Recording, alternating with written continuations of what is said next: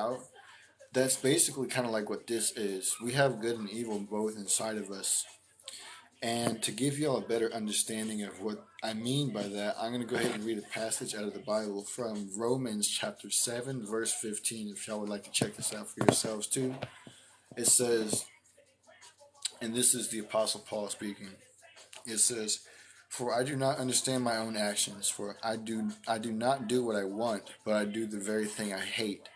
Now, if I do what I do not want, I agree with the law that it is good. So now it is no longer I who do it, but sin that dwells within me. For I know that nothing good dwells in me, that is in my flesh. For I have the desire to do what is right, but not the ability to carry it out. For I do not do the good I want. I can't read apparently. I completely forgot where I was. That is great. I do not do the good I want, but the evil I do not want is what I keep on doing. And basically, and I'm sorry, y'all, I can't read tonight, so. But basically, he's saying that internally he's struggling, He wants to do the good things that he knows he should do, but he can't because his flesh is taking control. He is doing the exact opposite. Um, and I know there's a lot of people out there, everybody struggles with it. I struggle with it a lot too. I like to do good. I want to do good, but I oftentimes get caught up doing the things of the flesh. Things I'm not supposed to do. And it's like he said down here, verse 22. He says, "For I delight in the law of God in my inner being, but I see in my members another law waging war against the law of my mind and making me captive to the law of sin that dwells in my members." Excuse me, I got the hiccups.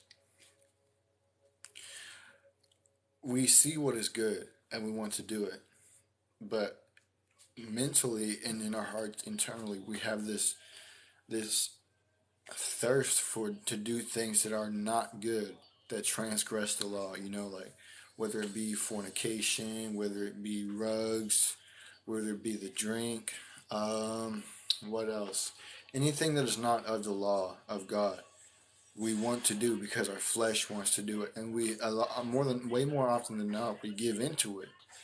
um, it's hard to resist it on your own, and there's one of the things that even God says that you cannot resist on your own is fornication. He says when someone is tempting you into fornication to turn and run from it. Don't resist it. Don't battle it. Turn and run from it. You will lose every time. That's because the human body loves that pleasure. The human body loves that feeling of fornication because it's pleasure, and it's very hard to resist. I know for a fact it's very hard to resist, not exist. And we deal with it all the time. We struggle. The yin and the yang sign is literally that's literally what we have in here. We see the light that we want to do. We see the good things that we want to do.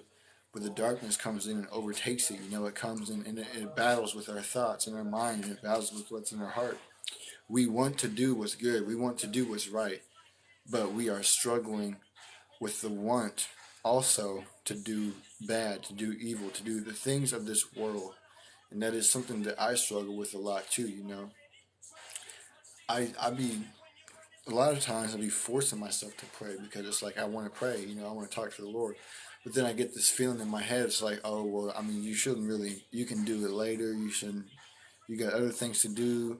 You don't got to worry about that right now. And it's just like I know that's not the Lord speaking. That's the evil within us speaking. No, you shouldn't. You don't need to do that right now. You can wait. Go get something to eat. Go watch. Go watch Netflix. Go to the gym. Go do this. Go do that. Oh, you got to go to work. You don't have time for that. Um, that is things of the world and things of the flesh that's talking. That is the enemy using your flesh against you to keep you from being close with the Almighty. We all struggle with it. If you say that you don't struggle with it, you are capping. You are capping. You're the biggest capper in the world because there's no way you can be human and not struggle with that. We all do every single day. And yeah, man, it's just that was something that I wanted to get on here and talk about real quick. Um, A lot of people struggle with it. The best way to get rid of, to over, not really get rid of, but overcome those thoughts is to pray. You know, God says, "Why do you lie down in the night? Get up and pray that you do not be overcome with temptation." You know, I think about that a lot, all the time. And even then, you know, there are some times where I've even still become overcome with temptation before, you know. And it's just like, yo, and then it really makes you feel like a fool because you're like, yo, I'm sitting here praying, asking God to help me overcome this. And then I feel like I'm good, so I go to sleep. Next thing you know, you wake up and you're already fornicating to the corn industry. And it's just like, yo, when is this going to stop? You know, I don't want to do it, but it's my flesh that makes me do it. I give in to my flesh because it's like, it's just our nature. It's in our human nature to sin. We were born from the moment that we were born to the moment that we leave. We are born into a world of sin, and it sucks because it's like it's just this never-ending cycle of what feels like depression. You know, there's a